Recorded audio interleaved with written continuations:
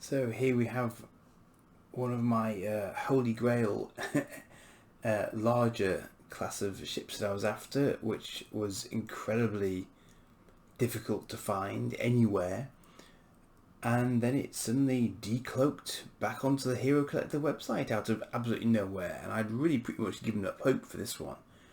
For this, of course, is the rather iconic, from a next generation point of view, Romulan Warbird Dideridex class ship, and I've always loved this one. I've got a picture of it hanging on my wall that I'm looking at right now.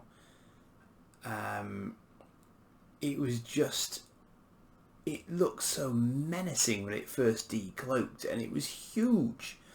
And part of that is really an illusion in a sense, because it's more to do with the sheer sort of volume of space that is captured by its overall structure than it is to do with the actual amount of hull volume there is, because actually really the bulk of the ship is in its nose rather than anywhere else, because the rest of it is quite thin.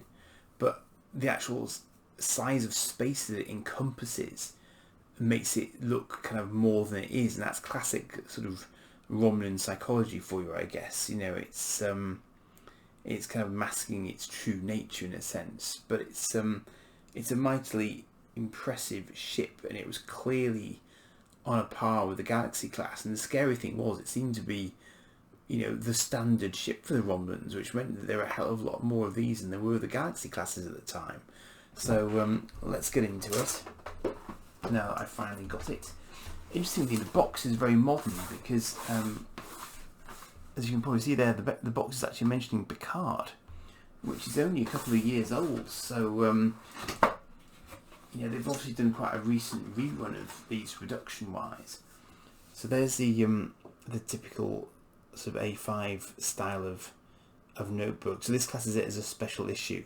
So I actually wasn't sure quite how they classed this one, but it's a special issue, so it'll be sort of medium sized perhaps, rather than being really big, but it'll be far bigger than the standard magazine size issue.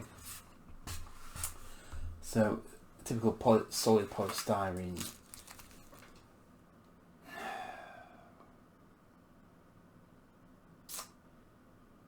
Well, that's interesting.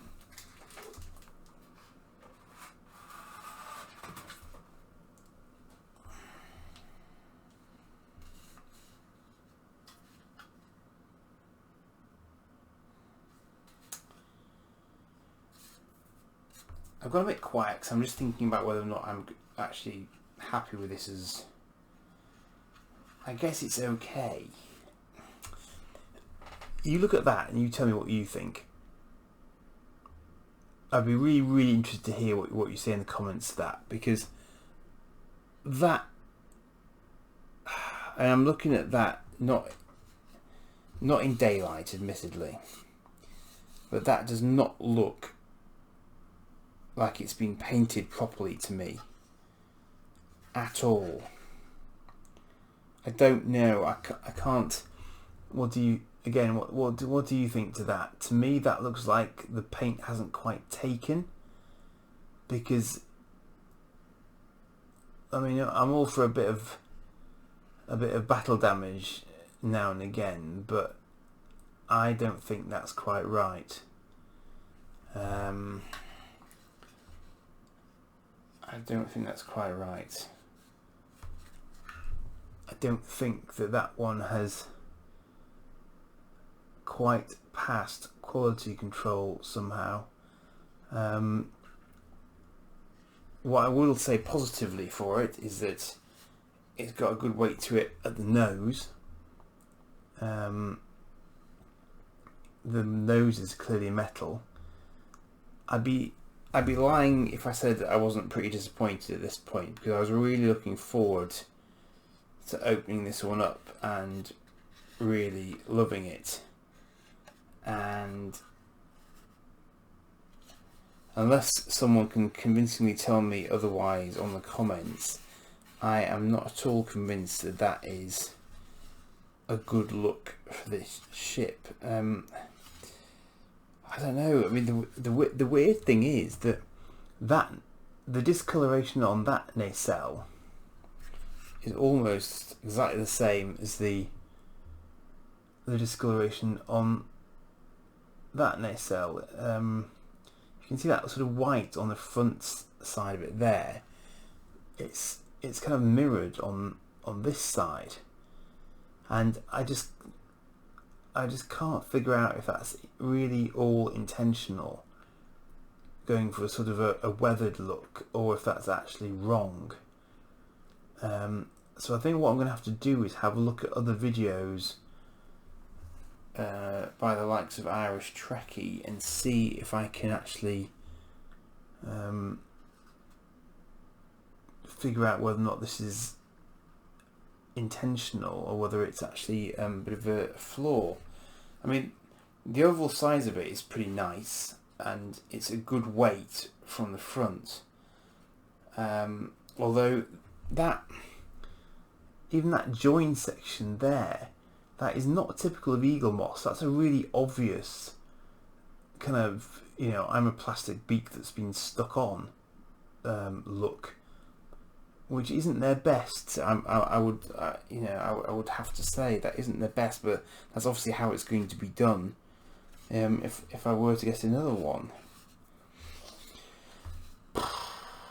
if I knew what I was doing, I'd probably try and perhaps repaint it myself somehow. But I've had this issue with a smaller bird of prey on its wings as well. It's like they haven't a problem with doing the green colouring. It just doesn't seem to take somehow.